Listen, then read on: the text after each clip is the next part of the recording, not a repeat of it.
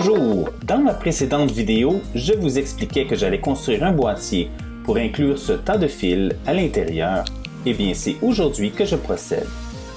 Vous allez donc voir comment je suis passé de ceci à cela. Et c'est parti!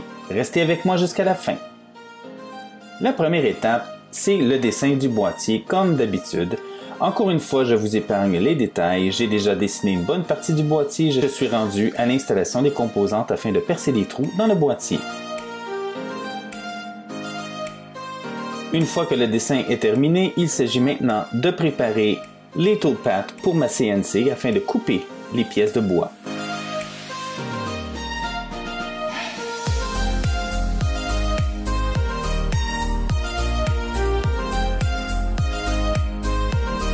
Après un ajustement de la drill bit, j'ai pu commencer la coupe des pièces de bois.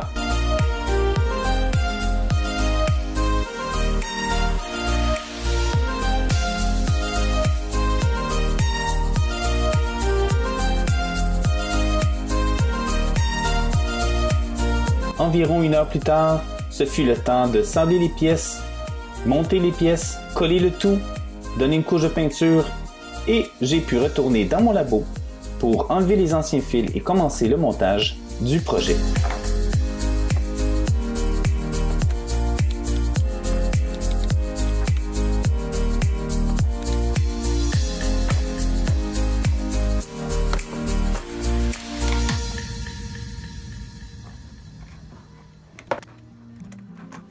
On dirait presque de l'aluminium brossé, mais ce n'est que du MDF.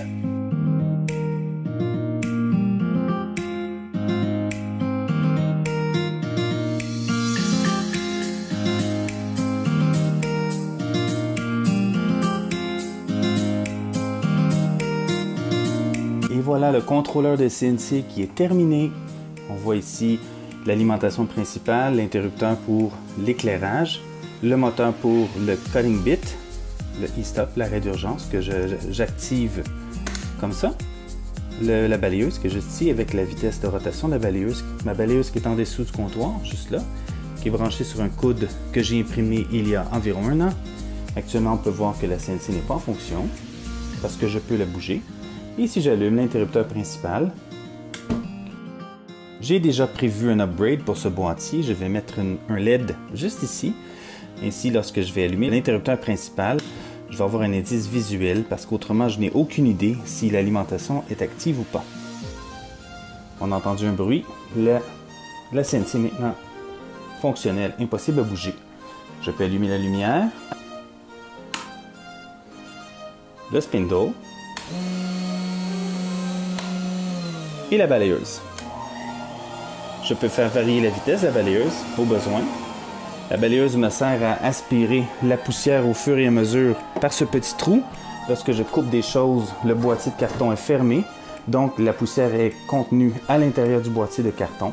Et finalement, en cas d'urgence, je n'ai qu'à appuyer sur le bouton pour arrêter la CNC. On éteint tout.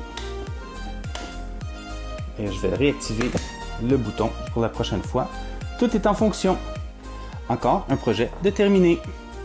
Et voilà, ceci termine la vidéo pour aujourd'hui. J'espère que vous avez apprécié et j'espère que vous avez appris quelque chose. Si vous avez des idées à me suggérer, n'hésitez pas à m'en faire des commentaires.